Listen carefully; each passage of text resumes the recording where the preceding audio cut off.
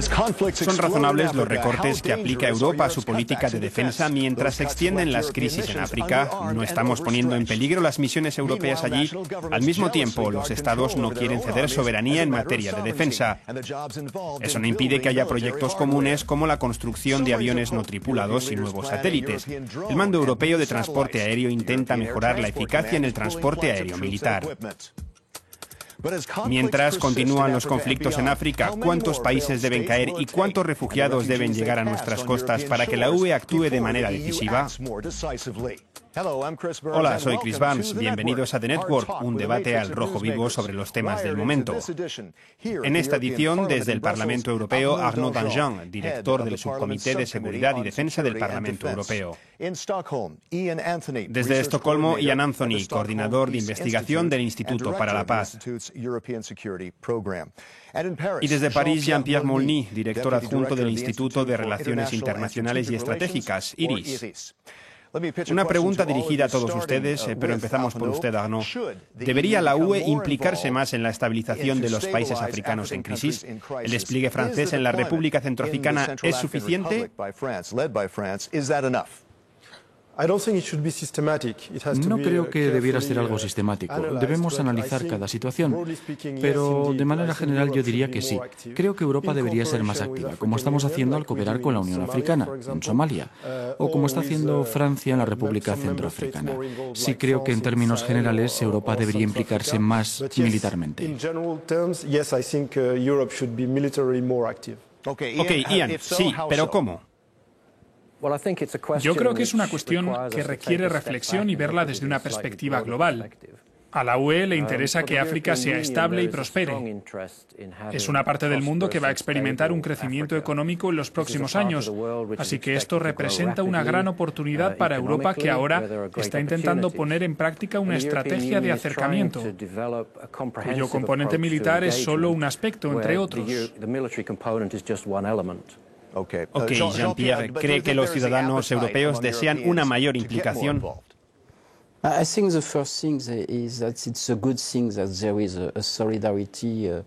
Yo creo que sí, lo estamos viendo con la solidaridad que están mostrando sobre lo que está pasando en la República Centroafricana, porque no fue una decisión fácil para muchos países implicarse junto a Francia. Y no creo que la implicación militar sea el único aspecto en esta crisis.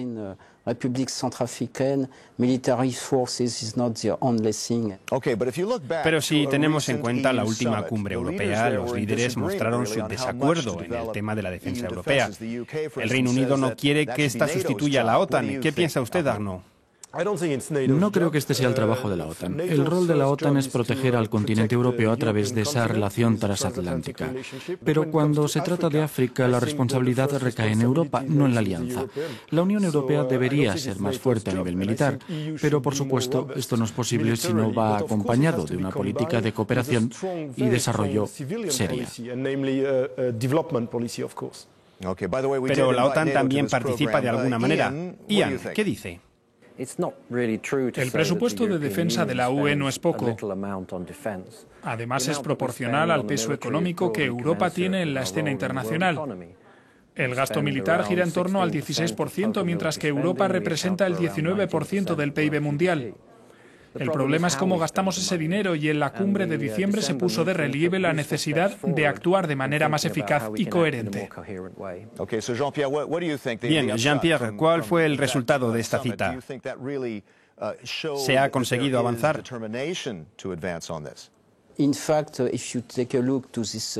Si analizamos lo que allí se dijo, vemos que hay una hoja de ruta que hará avanzar las cosas. Incluso el Reino Unido se mostró interesado en mejorar la coordinación a todos los niveles, y esto quiere decir también a nivel de la Unión Europea.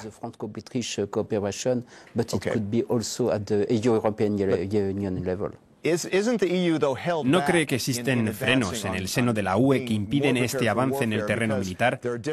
Por ejemplo, Francia y el Reino Unido tienen capacidad de acción rápida, mientras que Alemania, debido a su sistema político, lo es menos.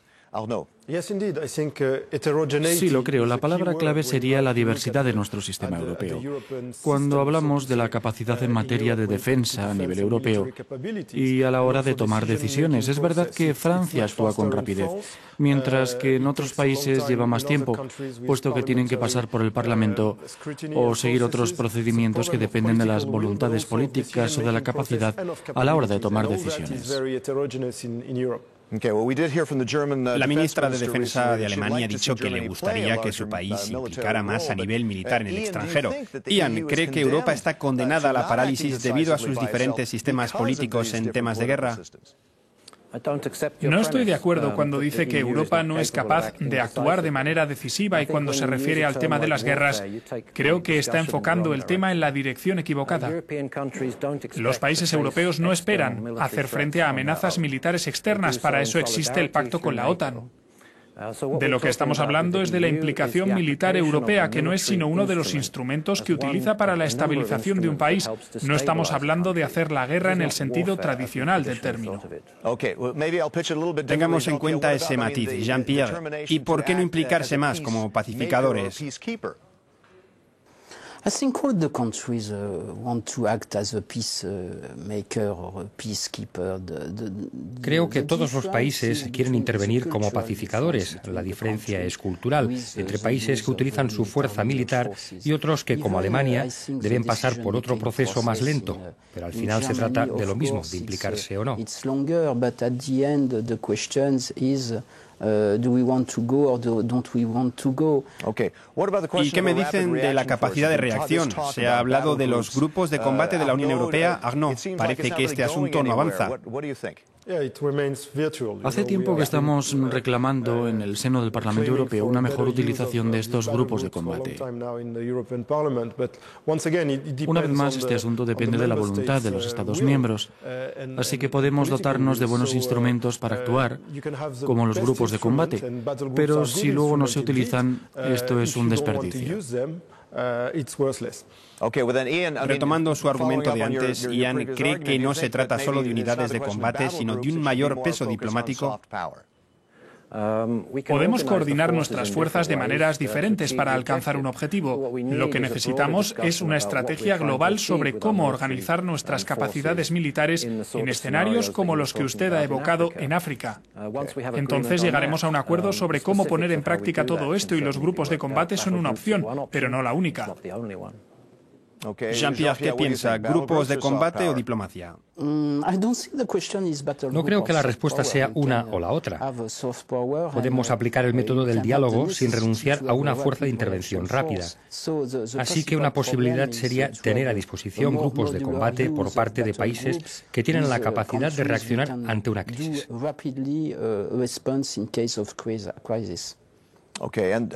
Una última pregunta. Arnaud, ¿cree usted que los gobiernos europeos podrían mejorar la gestión de sus recursos militares y reducir costes a gran escala en defensa?